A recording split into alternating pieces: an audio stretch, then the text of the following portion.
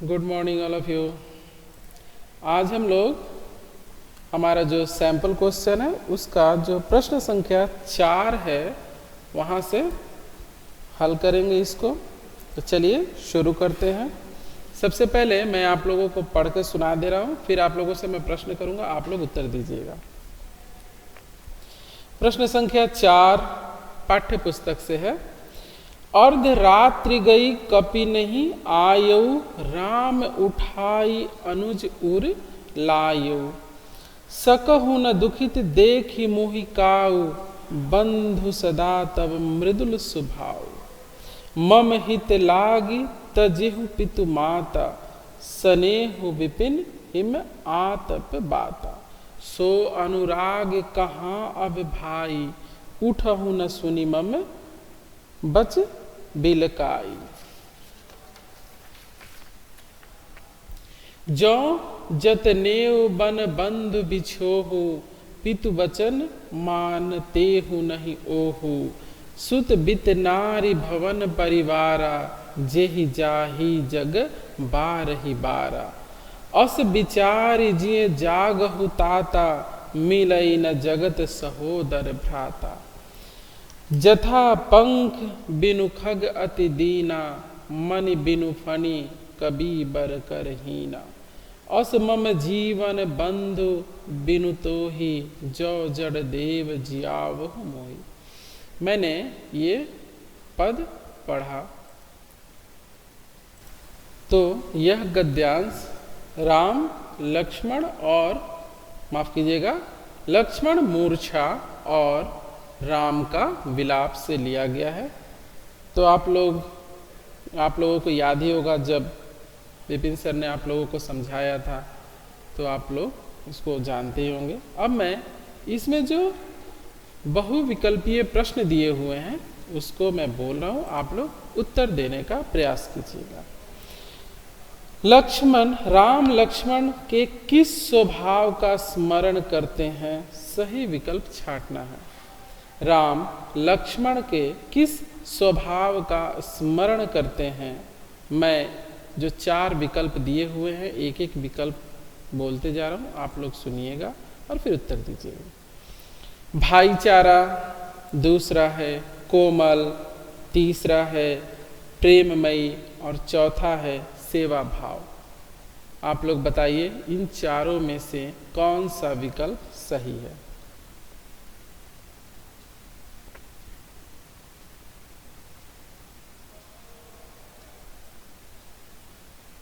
4 number और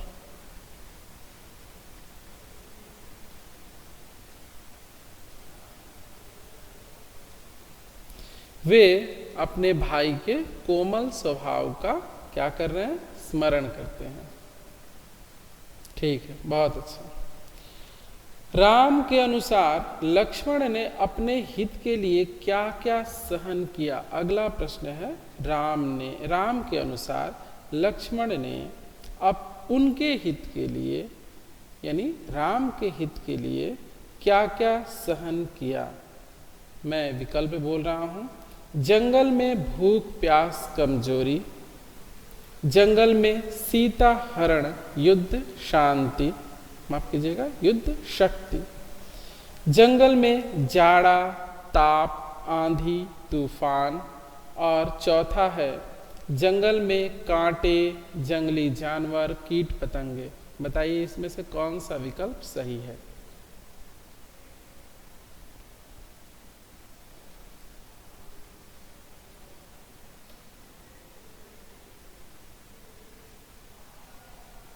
बोलिए अस्मिता, नीतू, कौन सा विकल्प सही होगा।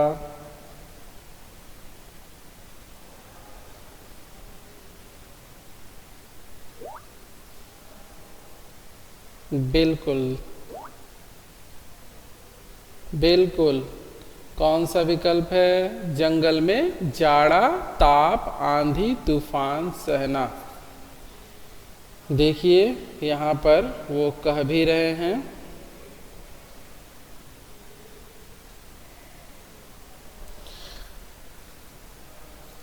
मम हित लागी तजेउ पितु माता सहयु विपिन हिम आतप बाता।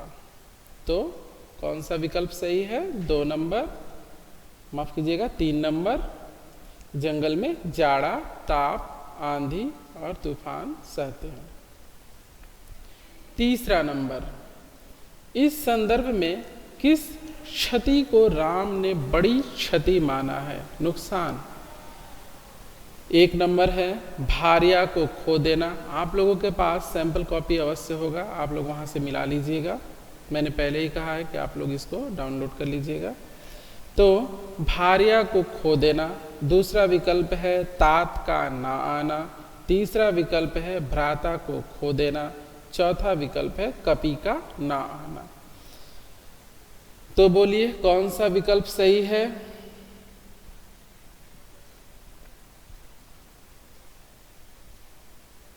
बिल्कुल सही, भ्राता को खो देना। बहुत अच्छा। अगला प्रश्न है, लक्ष्मण की अनुपस्थिति में राम को अपना जीवन कैसा प्रतीत होता है? विकल्प है निरर्थक, दूसरा विकल्प है अपमानित, तीसरा विकल्प है लाचार और चौथा विकल्प है कठोर। बताइए कौन सा विकल्प सही है?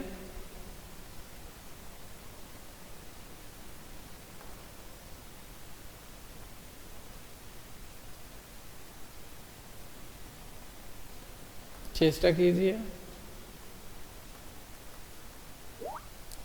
निरर्थक। क्या होगा? निरर्थक।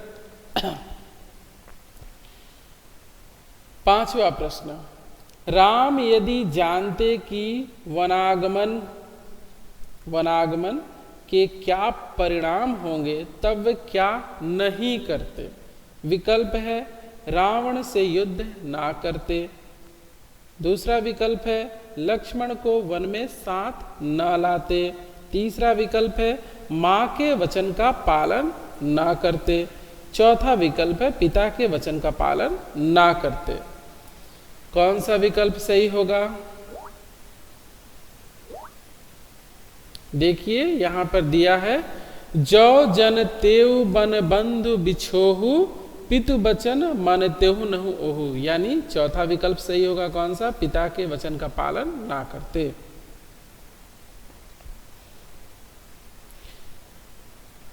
अगला है हमारा प्रश्न संख्या 5। मैं एक बार पैराग्राफ को पढ़ दे रहा हूं, फिर उससे जो प्रश्न है वो मैं पूछूंगा, आप लोग उत्तर देने का प्रयास कीजिएगा। निम्नलिखित गद्यांश को ध्यान पूर्वक पढ़िए।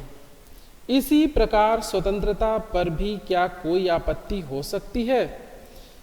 गमनागमन की स्वाधीनता, जीवन तथा शारीरिक सुरक्षा की स्वाधीनता के अर्थों में शायद ही कोई स्वतंत्रता का विरोध करे। इसी प्रकार संपत्ति के अधिकार, जीविकोपार्जन के लिए आवश्यक औजार व सामग्री रखने के अधिकार, जिससे शरीर को स्वस्थ रखा जा सके, के अर्थ में भी स्वतंत्रता पर कोई आपत्ति नहीं हो सकती। तो फिर मनुष्य की शक्ति के सक्षम एवं प्रभावशाली प्रयोग की भी स्वतंत्रता क्यों न प्रदान की जाए? जाति प्रथा के पोषक जीवन, शारीरिक सुरक्षा तथा संपत्ति के अधिकार की स्वतंत्रता को तो स्वीकार कर लेंगे, परंतु मनुष्य के लक्षण एवं प्रभावशाली प्रयोग की स्वतंत्रता देने के लिए जल्दी तैयार नहीं होंगे, क्योंकि इस प्रकार की स्वतंत्रता का अर्थ होगा अपना व्यवसाय चुनने की स्वतंत्रता किसी को नहीं है, और उसका अर्थ है उसे दास्ता में जकड़कर रखना होगा, क्योंकि दास्ता केवल कानूनी पराधीनता को ही नहीं कहा जा सकता। दास्ता में वह स्थिति भी सम्मिलित है जिससे कुछ व्यक्तियों को दूसरे लोगों के द्वारा निर्धारित व्यवहार एवं कर्तव्यों का पालन करने के लिए विवश होना पड़ता है। यह स्थिति कानूनी पराधीनता न होने पर भी पाई जा सकती है। उदाहरणार्थ जाति प्रथा की तरह ऐसे वर्ग होना संभव है जहां कुछ लोगों को अपनी इच्छा के विरुद्ध पेशे अपनाने पड़ते हैं। तो आप लोगों ने अंदाजा लगा ही लिया होगा ये कहाँ से लिया गया है। बाबा साहेब भीमराव आम्बेडकर द्वारा रचित श्रम विभाजन और जाति प्रथा से लिया गया है।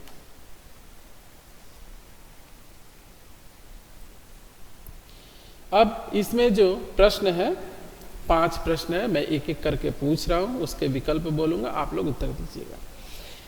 दास्ता में कौन सी अवधारणा सम्मिलित नहीं है? दास्ता में कौन सी अवधारणा सम्मिलित नहीं है? विकल्प है स्वाधीनता के साथ जीना, कानूनी पराधीनता का होना, इच्छा के विरुद्ध कार्य करना, दूसरों द्वारा निश्चित कार्य करना। बताइए। विकल्प मैंने बता दिए, आप लोग उत्तर देने का प्रयास करें।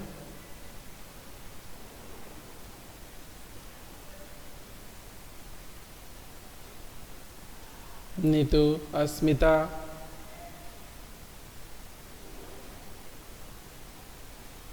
चलिए मैं ही बता दे रहा हूं, स्वाधीनता के साथ जीना। अगला प्रश्न है मनुष्य के प्रभावशाली प्रयोग से लेखक का तात्पर्य है। मनुष्य के प्रभावशाली प्रयोग से लेखक का तात्पर्य है उसे शारीरिक स्वतंत्रता प्रदान की जाए। दूसरा विकल्प है उसे अपनी इच्छा से कार्य करने की स्वतंत्रता दी जाए।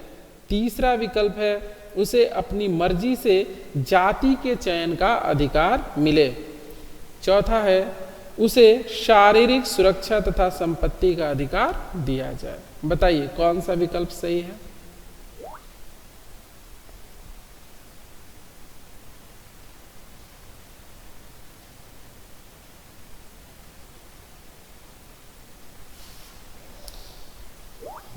बिल्कुल, उसे अपनी इच्छा से कार्य करने की स्वतंत्रता दी जाए। जाति प्रथा के पोषक, अगला है जाति प्रथा के पोषक यदि मनुष्य के लक्षण एवं प्रभावशाली प्रयोग की स्वतंत्रता दे तब इसका क्या परिणाम होगा? जाति प्रथा के पोषक यदि मनुष्य के लक्षण एवं प्रभावशाली प्रयोग की स्वतंत्रता दे तब इसका क्या परिणाम होगा? विकल्प है दासता को बढ़ावा मिलेगा, स्वतंत्रता को बढ़ावा मिलेगा, कानूनी पराधीनता बढ़ जाएगी या लोकतांत्रिक मूल्य सुदृढ़ होंगे। कौन सा होगा?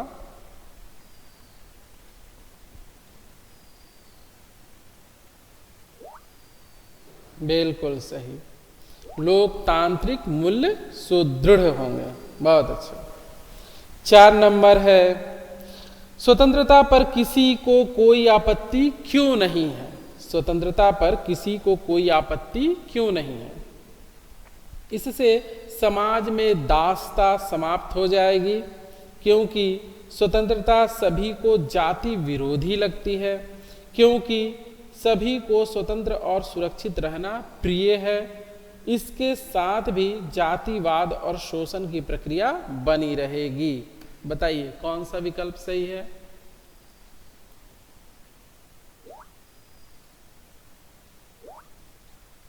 चार नंबर बिल्कुल सही। इसके साथ भी जातिवाद और शोषण की प्रक्रिया बनी रहेगी। 5वां नंबर क्वेश्चन, जाति प्रथा के पोषक से लेखक का क्या तात्पर्य है? जाति प्रथा के पोषक से लेखक का क्या तात्पर्य है? विकल्प है जाति के चयन को बढ़ावा देने वाले, जातिगत भेदभाव को प्राथमिकता देने वाले, जातिगत भेदभाव के व्यवहार को समाप्ति देने वाले, जाति को कानूनी मान्यता दिलाने की कोशिश करने वाले। बताइए कौन सा विकल्प सही है?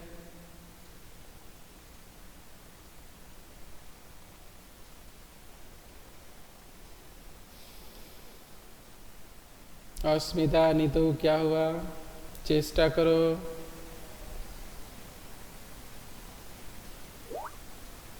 बिल्कुल। क्या है, लेखक क्या कह रहे हैं, जातिगत भेदभाव को प्राथमिकता देने वाले। तो आज की कक्षा में इतना ही। हम लोगों ने प्रश्न संख्या 4 और प्रश्न संख्या 5 को आज पूर्ण किया। अगली कक्षा में हम लोग बाकी जो है उसको सॉल्व करेंगे। तो मिलते हैं अगली कक्षा में और पढ़ते हैं, हम लोग का जो सैम्पल पेपर है उसको सॉल्व करते हैं।